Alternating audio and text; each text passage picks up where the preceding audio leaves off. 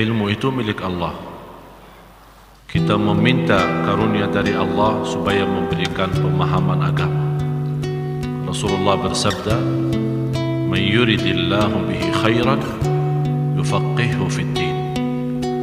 Barang siapa yang dihendaki Allah memberikan karunia dan istimewa, diberikan pemahaman agama. Jadi memahami agama, memahami Al-Quran, dan memahami rahasia-rahasia daripada ibadah, salat, qiyamul lail dan yang lain-lainnya, itu semuanya di tangan Allah SWT. Oleh karena itu, kalau kita perhatiin manusia, walaupun namanya manusia, tapi dalam sisi ibadah sangat berbeda. Kenapa sangat berbeda? Karena kembali kepada perbedaan ikhlas, perbedaan khusyur, perbedaan ilmu. Dan kita tidak bisa menghukumkan seorang menjadi saleh karena banyak amalan salehnya, dan juga kita belum bisa menentukan orang jahat karena banyak berlaku jahatnya. Apalagi kalau orang itu sudah menghadapi kematian, sudah dipanggil oleh Allah Subhanahu Wa Taala, tidak boleh kita membahas kekurangannya, hanya kita bisa sebutkan kebaikannya. Kalau tidak mau menyebutkan kebaikannya, doakan saja. Karena bisa dengan satu amalan bisa membawa kita masuk surga, dan satu amalan bisa membawa kita masuk neraka. Dan sudah Rasulullah SAW menceritakan seorang wanita yang sudah dilaporkan kepada Rasulullah SAW, orang wanita itu salihah, ahli ibadah, qiyam lail, puasa, Quran, tak pernah tinggalin majlis ta'lim, ilmu. Tapi punya satu masalah, tidak menjaga lidahnya dan menyakiti tetangganya.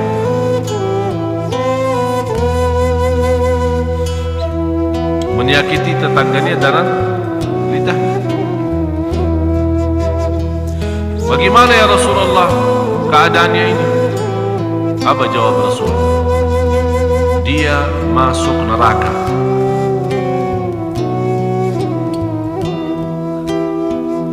Padahal dia ahli. Bapak Ibu, kalau anda mendengar sebuah hadis ini, bisa menjadi ancaman berat bagi kita semua. Tapi jangan anda salah faham, kalau Rasul menyebutkan seorang masuk neraka bukan berarti kekal. Karena tetap kebaikan itu terhitung, karena Allah Maha Adil. Cuman coba lihat sejauh mana buruknya ucapan lidah ini, yang bisa dengan ucapan biasa, atau kita menghitungkan biasa tapi dengan ucapan satu bisa membawa kita masuk neraka 70 tahun. Ini baru satu kata. Ini bukan kata saya, kata Rasulullah. Wa rubba kalimatin yaquluha qa'il la yulqi laha balan tahwi bihi fin nari 70 kharifa. Perumpamaan seorang yang mengucapkan satu kata tanpa disadari, dengan kata itu dia mendapatkan murka Allah, masuk neraka 70 tahun. Bagaimana kalau ribuan kata?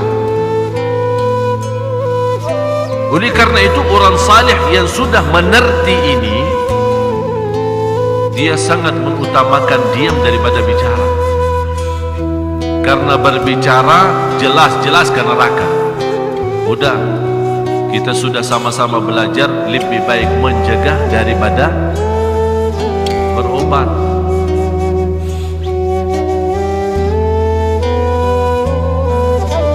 Seorang wanita yang Rasulullah SAW menceritakan, dan saya yakin Bapak Ibu sudah banyak mengerti cerita itu. Seorang wanita ahli ibadah tapi masuk neraka. Gara-gara apa? Gara-gara si ekor kucing. Gara-gara kucingnya aja masuk bisa gara-gara binatang masuk neraka, apalagi kalau gara-gara manusia. Gara-gara binatang aja bisa masuk neraka. Kenapa dia masuk neraka?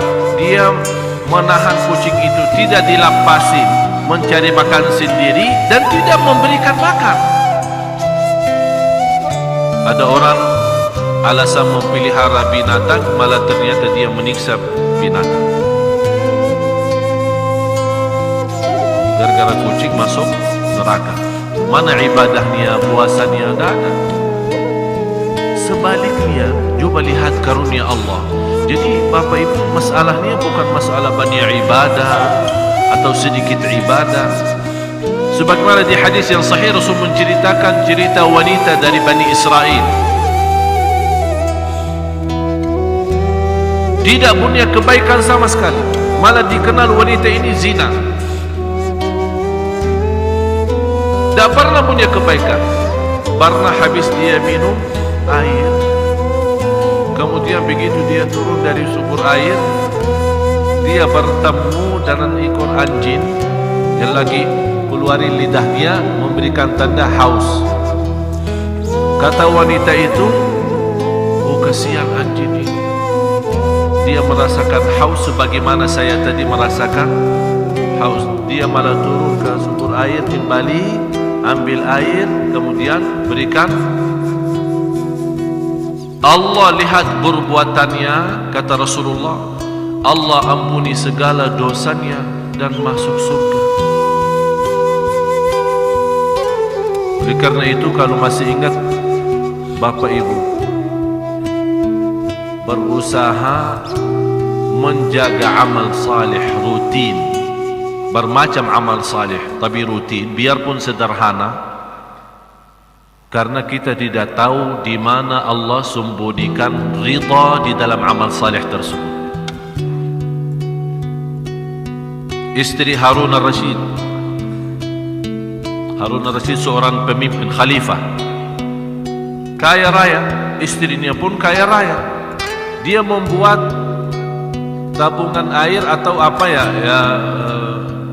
di kota Makkah untuk jamaah haji. Jamaah haji juga berapa banyak yang harus disediain, air minum, air apa semua untuk jamaah haji. Begitu beliau dalam cerita sejarah-sejarah, seorang anaknya pernah melihat mimpi sesudah ibunya meninggal. Melihat mimpi dan dia bertanya sama ibu, bagaimana ibu keadaanmu? Kata ibu, alhamdulillah Allah sudah ridha. Anak ini otomatis tanya, ibu, Allah ridha kepada ibu karena perbuatan bersediain minum air untuk jamaah haji yang begitu amalan besar dan dahsyat? Kata beliau, bukan. Ternyata hanya gara-gara 2 rakaat di tengah malam.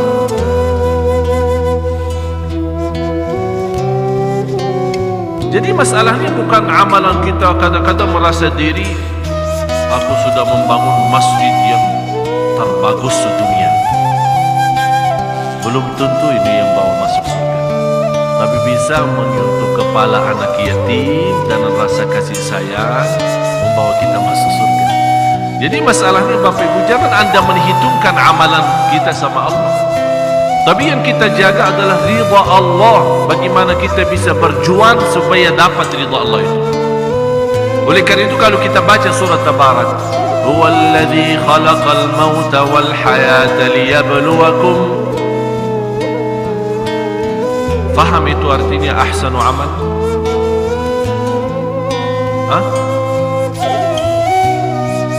Sebaik-baik amal, ya, bukan sebanyak amal. Jadi masalahnya bukan banyak,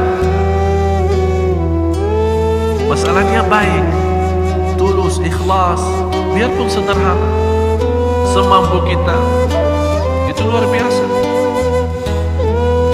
Ada seorang yang kita lihat awam sekali, tidak bisa apa-apa,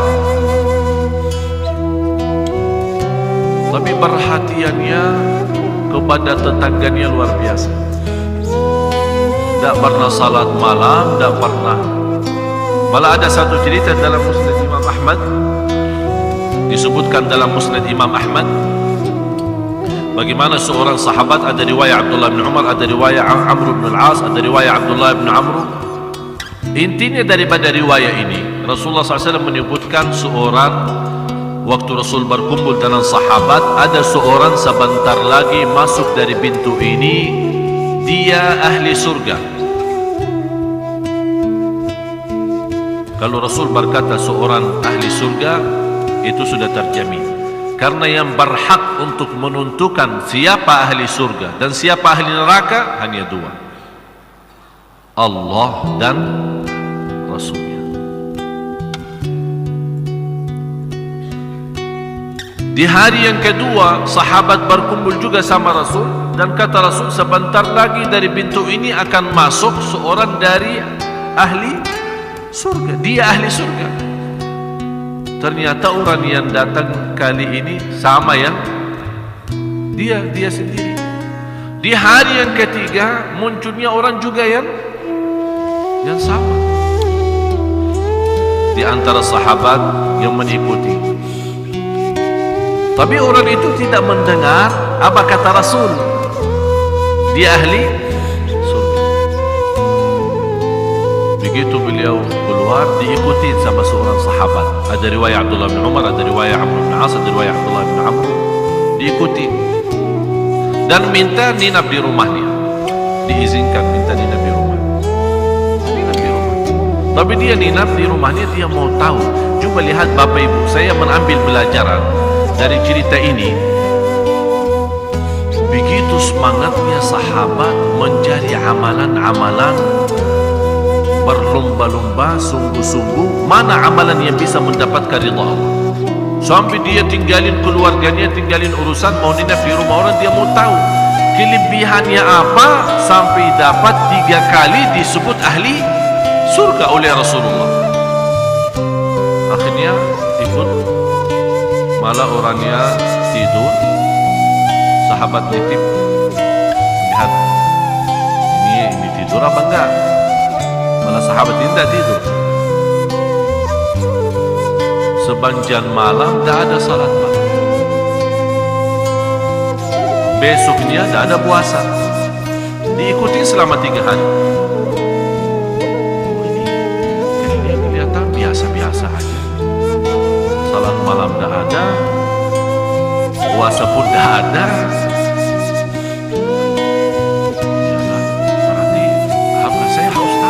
Penasaran kan? Akhirnya bertanya, begini, apa sih amalan ini?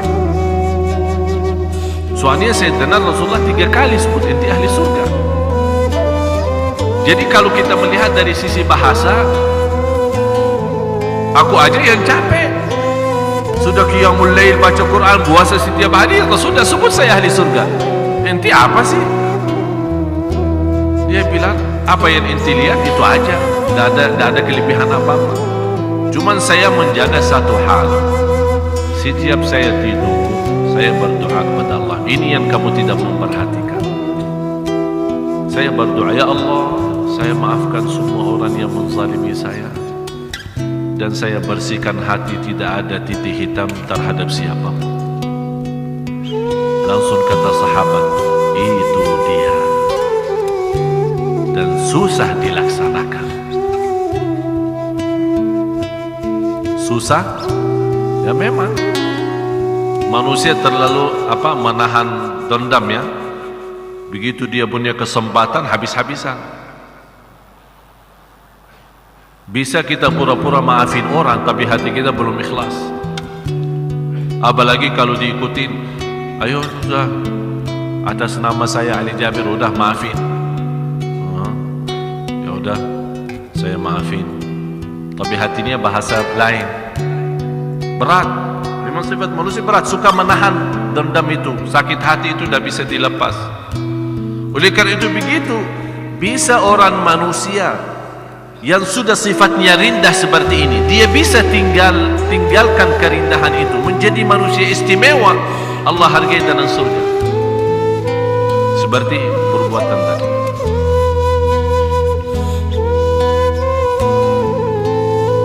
Ada seorang ulama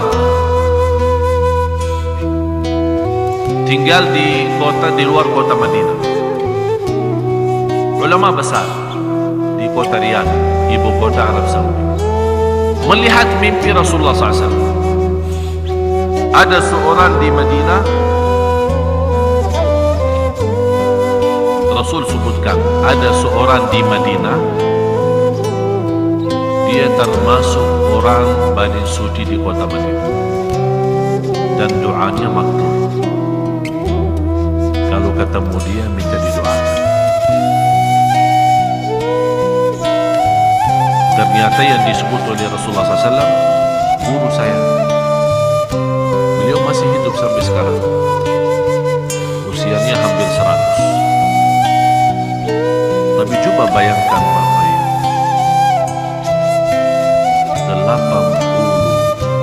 88 tahun tidak pernah lewat takbirah pertama di masjid.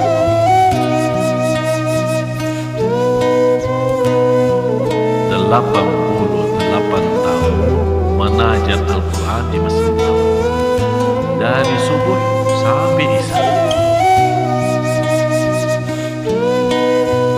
Antri orang yang mau belajar.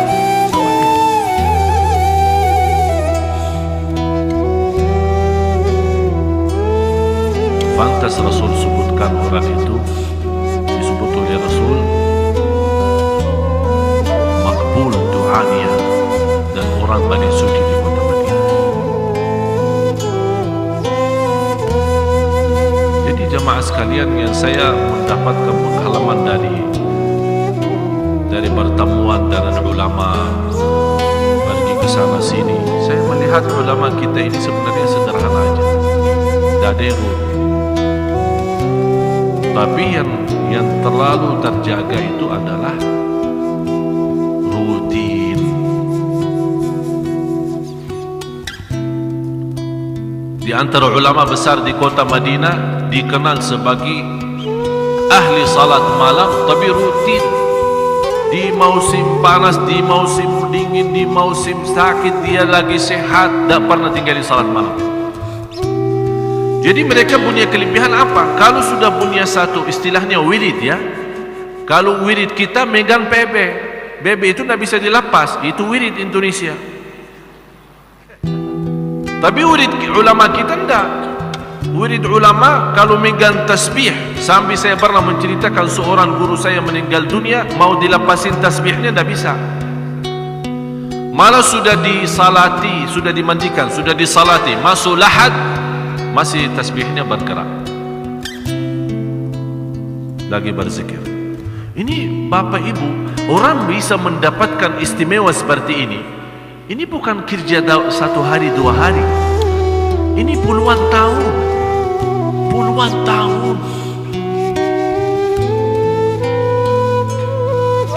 Seorang bisa menikmati salat, dia berkata, aku mujahadah diri menikmati salat selama 20 tahun, bekerja keras. Habis itu baru mulai menikmati salat. 20 tahun dia berusaha. Kita baru saja 2 kali orang bertanya, gimana Ustaz bisa khusyuk di dalam salat? Saya bilang habis 20 tahun. Baru kita sudah mengenal salat yang baik, sudah merubah diri dibanding masa lalu kita yang banyak tinggalin salat. Begitu kita sudah rubah, malah kita langsung mau loncat, mau jadi nikmat. Allah berikan karunia, kenikmatan ibadah, kenikmatan hidup dan ketenangan di dunia, kembali kepada kerja keras kita. Kenapa orang kaya bertambah kaya dan miskin bertambah miskin? Ada yang pernah bertanya?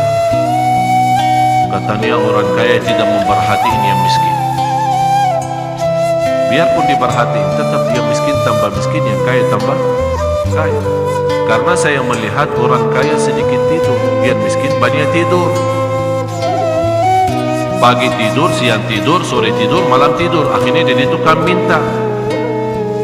Yang kaya bertambah kekayaannya karena dia tidur hanya 2 jam, bisa 3 jam, terhitung. Dan saya begitu memperhatikan orang kaya memang sedikit tidur.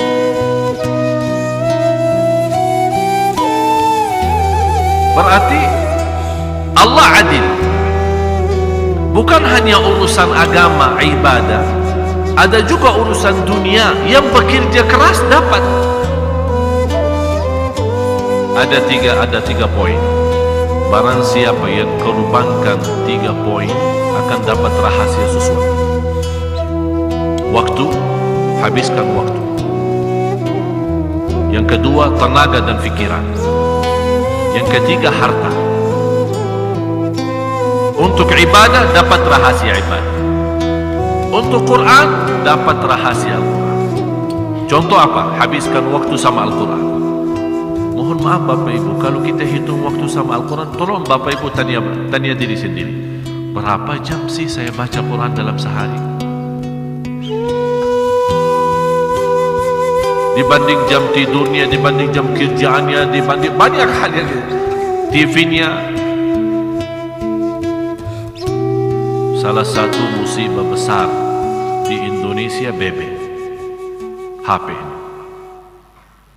Sekarang di luar BB ada sekarang, kalau BB apalagi kalau yang banyak di BB kita, mungkin kadang-kadang suka gobet atau apa lembat, jadi kadang-kadang kita malas kan.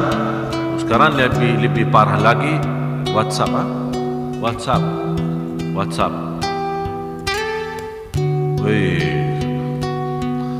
Salah satu nikmat bagi saya dari Allah, sudah mau masuk 3 bulan saya dah megang HP. Nikmat ternyata, nikmat luar biasa. Zikir tenang, salat tenang. Dulu casnya habis, casnya mana? Ketinggalan. Astagfirullahaladzim, tolong minta tolong. Ada cas enggak? Cas apa? Nokia? Enggak, saya punya BB. Enggak ada, saya cuma ini. Modelnya BB apa? Yang baru atau yang lama? Oh, yang baru. Oh, maaf, saya punya yang lama. Pusing. Urusan casnya, urusan baterainya, urusan. Sampai waktu itu saya masih ingat punya baterai 3. Saking tak bisa lepasin HP, banyak urusan, banyak telepon-teleponan, SMS-an, BB. 3 baterai habis. Daripada pusing cari casnya, akhirnya apa yang terjadi? Sampai kadang-kadang astagfirullah, mau tidur pun rata-rata, saya tidak tahu ya, tapi ini karena kebiasaan saya. Rata-rata sekarang tidur, HP harus wajib menjadi tetangga bantal. Itu enggak, malah ada yang di bawah bantal supaya di silent suaranya, tapi getar ya, supaya bantalnya goyang-goyang. Sampai kita tidur pun tidak bisa nyaman, tidur pun terganggu. Saya pernah waktu masih megang HP, saya telepon, ada orang angkat tapi kayaknya suaranya baru bangun. Saya bilang kasihan, astagfirullah, mohon maaf kamu tidurnya. Oh, tidak apa-apa, tidak apa-apa. Kalau saya telepon tidak apa-apa. Terus kalau orang lain, yang saya rasa kasihan, kenapa tinggalin HP sebelahnya? Kalau sudah tidur, off atau buang HP jauh. Kalau bisa kamar tidur di sebelah dan HP kita dikerasi di mobil sana, sebelah sana jauh. Nikmati, tidur pun tak bisa nikmat. Apaan manusia begini? Berarti yang bikin pusing siapa? Kita sendiri. Bangun sudah pusing, mau tidur pun pusing. Bapak Ibu saya nasihatin, mau tenang gak? Mau tenang gak? Tapi ikutin saya ya. Betul. Tinggal 13 hari masuk Ramadan. Sekarang semua tulis surat. Ya. Pulang ke rumah, begitu sampai rumah tulis Bismillahirrahmanirrahim. Saya nawaitu dan berazam lillahi ta'ala, dan sungguh-sungguh tidak bagi tawar-tawaran. Mulai tanggal 9 Juli atau 1 Ramadan tidak megang HP hampir habis lebaran.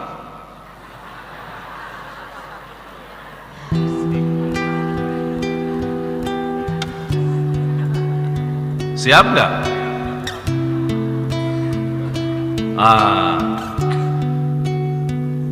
Ada yang merasa kayaknya susah.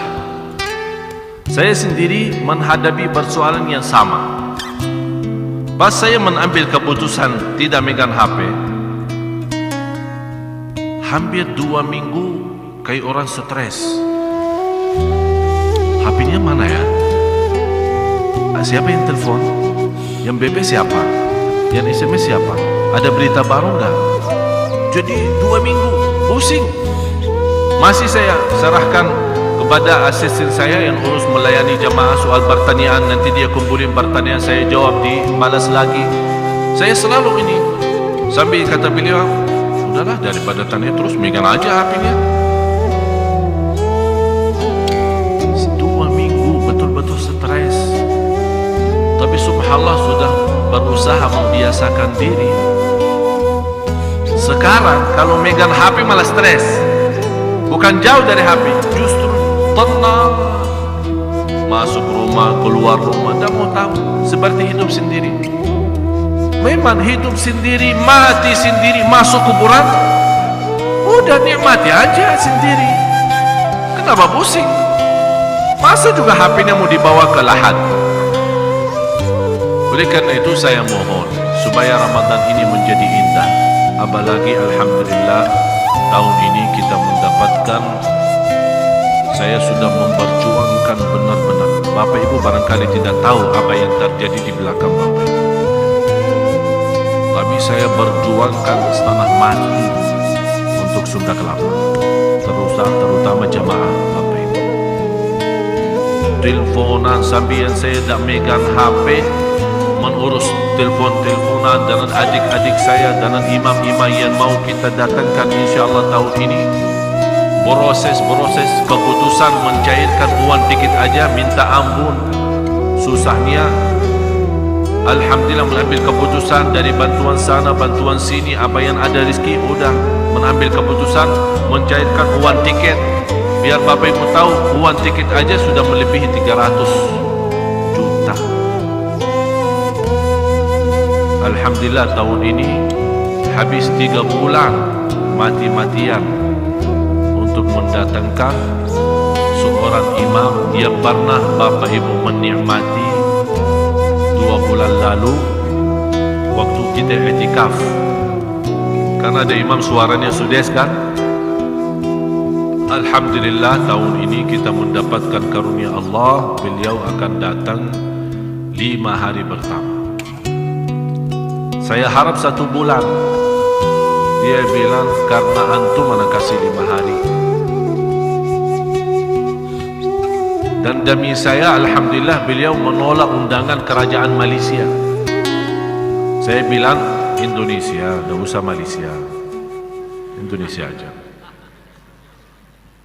Beliau cuba bayang dari mana kita datangkan. Beliau punya acara di London, Inggris. Saya bilang saya yang tutupin. Mau dari hatta dari mana, mau dari ujung Afrika tetap datang ke Indonesia. Urusin visahnya sampai saya hadap langsung karena disulitkan sama imigrasi. Saya langsung naik Menteri Hukum dan HAM untuk urusan visa. Alhamdulillah dapat diurus visahnya, langsung disegerakan visahnya, disegerakan tiketnya.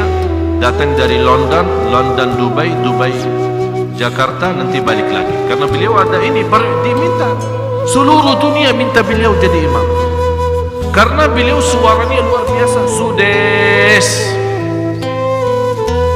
Kalau mau tahu sudes, tapi bukan yang asli ya.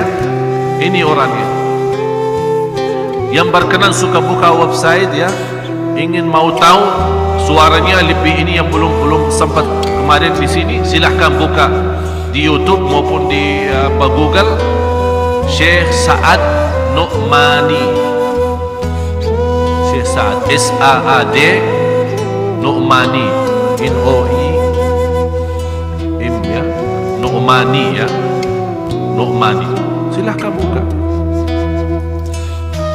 Dan kita umumkan sekalian ini pendaftaran yang ingin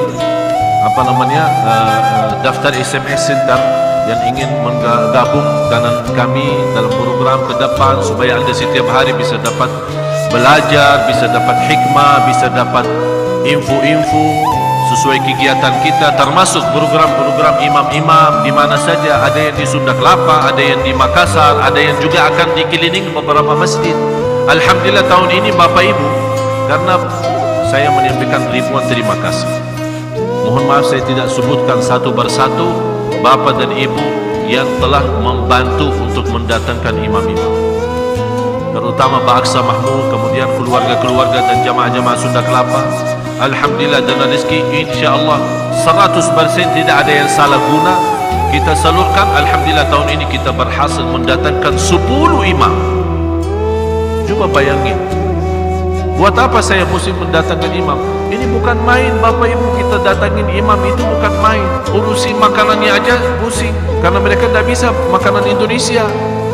Masa setiap hari buka puasa nasi padang? Jadi ini harus terkontrol semua. Makanan mereka, tempat penginapan mereka, mobil yang mengurus mereka ke sana kemari. Ini semua tanggung jawab saya. Alhamdulillah tahun ini dengan bantuan Bapak Ibu, ada yang ikhlasin infaknya, ikhlasin sedekahnya, ini semua kita bisa mendatangkan imam-imam. Dan Alhamdulillah Pak Aksa sendiri sudah membantu hampir 130-an juta dari Pak Aksa sendiri untuk mendatangkan. Dan insyaAllah di Masjid Sunda Kelapa ini ada 2 imam menetap selama 30 hari sama adik saya Syekh Muhammad, kan semua kenal. Ada satu lagi imam baru.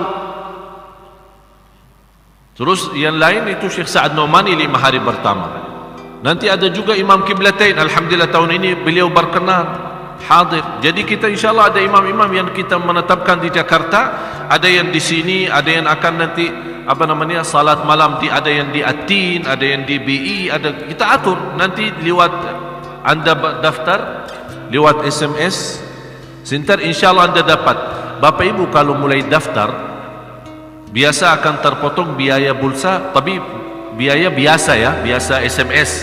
Biasa kalau SMS ke mana kan ada yang 100, ada yang 500, atau yang berapa ya. Pokoknya biasa, tidak ada biaya kelebihan untuk kami ya, hanya daftar biasa. Tapi begitu selanjutnya Anda akan terima SMS secara free. Tidak akan terpotong apa-apa. Semua aktivitas, dakwah, jadwal, program, agenda, di mana saya isi, Anda bisa nikmati lewat SMS, mendapatkan kesimpulan daripada tausiah kita, ceramah-ceramah. Ada juga kalau Anda ingin bertanya, di situ kalau Anda yang SMS, tetap akan kena biaya SMS biasa. Biaya biasa sebagaimana kita SMS hari-hari kita. Jadi silahkan yang berkenan daftar lewat SMS Sinter ini, insyaAllah bisa bermanfaat banyak. Alhamdulillah sudah sementara, karena baru hari ini kita aktifin, malah Alhamdulillah sudah lebih dari 250 orang sudah daftar. Yang saya harap semakin banyak jamaah kita, insyaAllah ini akan menjadi bermanfaat, karena banyak ke depan masih ada banyak program. Dan di situ yang berkenal lewat SMS, mendaftarkan diri sesuai data-data yang terisi, mendaftarkan diri menjadi anggota jamaah maupun remaja. Terutama saya fokuskan kepada remaja, laki-laki maupun perempuan, karena kita ke depan banyak aktivitas untuk kantoran, kampus-kampus dan pesantren dan sekolah-sekolah yang memerlukan banyak tenaga dari sisi anak-anak kita, teman-teman kita dari remaja, supaya insyaAllah aktivitas kita ke depan menjadi salah satu yang memakmurkan insyaAllah kota Jakarta, terutama supaya insyaAllah diselamatkan oleh Allah dari segala bala dan musibah. Inilah persatuan perjuangan kita bersama, insyaAllah banyak akan bisa menjadi bermanfaat. Dan selalu saya berkata, hiduplah bermanfaat. Kalau tidak bisa menjadi bermanfaat, lebih baik mati. Mau hidup atau mati? Jangan bilang mau hidup, saya mau menjadi berguna. Kalau memang berguna mati, ya udah mati aja. Ada orang memang dia manfaatnya mati, menjadi bernia manfaat buat orang lain. Siapa itu? Orang zalim. Orang yang zalim, orang jahat yang tidak punya kebaikan sama sekali. Begitu dia mati, menjadi manfaatnya banyak untuk umat. untuk manusia, untuk tetangga, untuk yang lain-lain. Jadi silahkan yang ingin daftar, mudah-mudahan insyaAllah menjadi bermanfaat. Menjadi insyaAllah Bapak Ibu bisa anda menuliskan nama anda sebagai orang yang insyaAllah terlipat namanya di hadapan Allah, seorang yang memperjuangkan agama Allah Subhanahu Wa Taala. Terutama ini sering saya terima pertanyaan, apalagi yang kemarin-kemarin itu soal nisfu Sya'ban, dipermasalahkan, diributkan, saling menyesatkan, saling membid'ahkan. Ada masjid mau membawa acara i'tikaf atau salat malam nisfu Sya'ban, ada yang tak mau, katanya bid'ah. Banyak soalan-soalan itu yang saya heran aja, karena memang hal-hal seperti ini tidak ada contohnya dari Rasul. Tapi harus Bapak Ibu fahami ini menjadi kaidah buat anda semua ya. Tidak menjadi dasar amalan ibadah kalau tidak dicontohkan oleh Rasul. Itu belum tentu jadi dasar. Maksudnya apa? Misal anda berbuat sesuatu, kalau anda bertanya Rasul lakukan atau tidak, kalau Rasul tidak melakukan belum berarti tidak boleh anda lakukan. Ini harus difahami. Kenapa? Yang tidak boleh dilakukan bukan sesuatu yang sudah dilakukan oleh Rasul. Banyak hal Rasul tinggalkan, bukan berarti tidak boleh kita lakukan. Contoh, tarawih. Ar-Rasul SAW hanya salat tarawih berjamaah 3 malam pertama. Malam pertama orang banyak datang. Malam yang kedua apalagi, begitu mereka tahu dipimpin dan diimami oleh Rasul, malah di malam yang ketiga sudah padat masjidnya. Malam yang keempat Rasul tidak keluar, ditunggu-tunggu jamaah untuk imam. Kata Rasul, saya sengaja tidak keluar.